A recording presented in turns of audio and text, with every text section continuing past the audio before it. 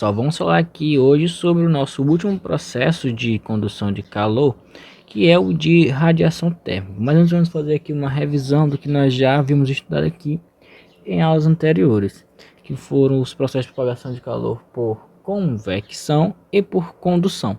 O que nós tínhamos aqui no processo de calor, propagação de calor por condução, por exemplo? Esse processo de calor, de propagação de calor, que era o transporte aqui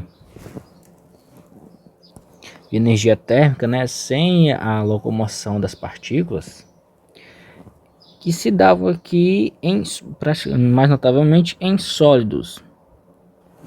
Se dava mais notavelmente em sólidos, podendo ocorrer em líquidos, só que eram pouco notáveis, e gases, que também eram pouco notáveis.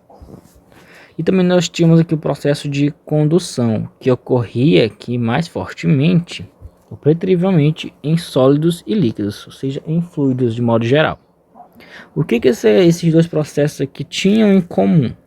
De convecção de radiação. Todos eles precisavam de um meio físico interveniente que ligasse esses dois meios materiais para que ocorresse esse transporte de energia térmica aqui, não é? No caso aqui da condução sólidos, líquidos e gases, sendo os líquidos e gases mais pouco afetados, e a convecção precisaria de um meio sólido que seria o fluido em si. Certo, agora nós vamos estudar um outro processo, que é o último processo de transporte de energia térmica de propagação de calor, que é o de radiação térmica, que é um processo que não precisa de um meio físico. Não precisa de um meio físico. Aqui. Ou seja, não precisa de um meio material para o transporte de energia, sendo possível de ocorrer aqui no vácuo. E é o que possibilita, por exemplo, que nós consigamos absorver calor proveniente do Sol. Sendo que entre a Terra e o Sol não há meio material, é vácuo. O que possibilita com que a energia proveniente do Sol chegue à Terra é justamente por um processo de propagação de calor chamado radiação. Mas como que esse processo ocorre? Já que ele não precisa de meio material. Então esse processo ocorre por meio da propagação de ondas eletromagnéticas. Por meio da radiação eletromagnética. Logo, a gente pode definir a radiação térmica da seguinte forma. Então podemos definir a radiação térmica com a radiação eletromagnética emitida por um corpo em qualquer temperatura, sendo que essa temperatura, desde que essa temperatura seja diferente do zero absoluto.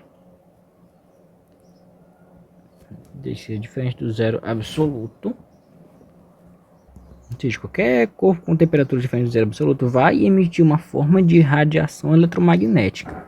Já vamos definir o que seria uma radiação eletromagnética. Então, isso constitui uma forma de transmissão de calor, já que há o transporte de energia térmica na forma de radiações eletromagnéticas, há esse transporte aqui de transmissão de calor, né? Por meio deste tipo de radiação ocorre transferência de energia térmica na forma de ondas eletromagnéticas. Então, para a gente entender melhor aqui como é que se dá esse processo de transferência de calor por meio de radiações eletromagnéticas, nós devemos entender aqui o que é o espectro eletromagnético.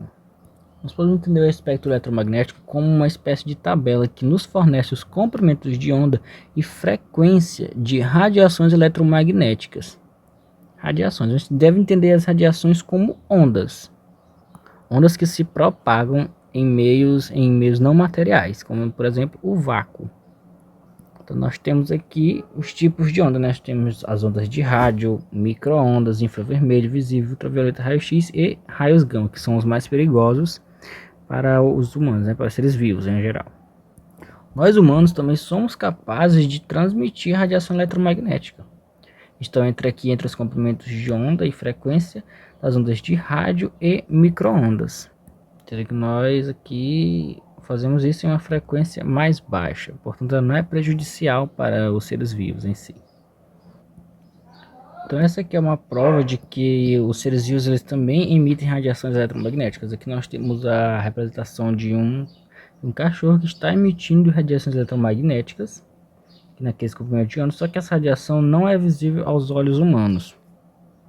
A gente vê que em temperaturas mais baixas ele emite aqui esse tipo de cor, né? Temperaturas mais baixas aqui ao redor. Conforme vai aumentando, essa cor vai ficando mais intensa, mais forte. Isso aqui é proveniente das radiações eletromagnéticas, que é o que explica, por exemplo, como que nós sentimos o calor proveniente do Sol. É transportado através desse tipo de radiação. Então, um dado corpo, ele emite essa energia radiante ao sofrer um resfriamento. Assim, a gente associa essa energia existente nessas ondas eletromagnéticas emitidas com a energia térmica que saiu deste corpo. Essas ondas que saem desse corpo, né? Ao ser absorvidas por um outro corpo, elas se transformam novamente em energia térmica e faz com que esses corpos se aqueçam. E é por isso que a gente define a radiação térmica como um processo de transferência de energia térmica. Então aqui nós podemos imaginar como as radiações eletromagnéticas. Como nós podemos imaginar essas radiações como ondas, que possuem comprimentos de onda e uma certa frequência. Vocês vão entender esses conceitos aqui, radiações eletromagnéticas, mais para o terceiro ano. Para agora eu só quero que vocês compreendam que os corpos, qualquer temperatura diferente do zero absoluto, emitem radiação na forma de ondas, você pode imaginar como ondas mesmo, e que essas ondas transportam energia térmica. E essa energia térmica não precisa de meio material, podendo ocorrer no vácuo. A velocidade da luz, que é 3 vezes 10 a 8 metros por segundo, provocando então calor. Quero que vocês entendam isso nesse momento. Então, apesar de todas essas ondas eletromagnéticas aqui que nós conhecemos transportarem energia, apenas as correspondentes à faixa do infravermelho, aqui na nossa representação do espectro aqui, ao infravermelho, que é representado por esse IV, apenas elas são chamadas de onda de calor. Isso porque esse infravermelho transforma-se mais facilmente em energia térmica ao ser absorvido. Então, a luz branca proveniente do nosso astro Sol, produz aqui aquilo que nós chamamos de luz visível.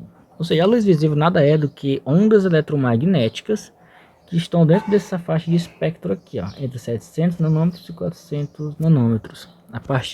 Nessas faixas de comprimento de onda, a gente consegue enxergar as luzes.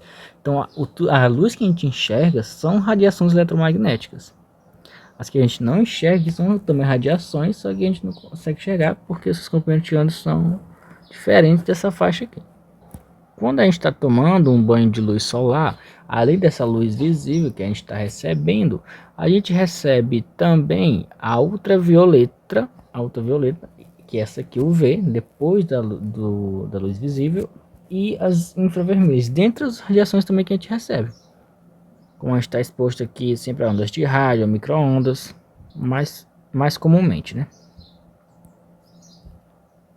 Essa luz ultravioleta que a gente está exposto aqui, elas produzem o bronzeamento, e a infravermelha elas provocam o aquecimento dos corpos, podem até queimar, provocar queimaduras na pele, que são as que justamente transportam calor.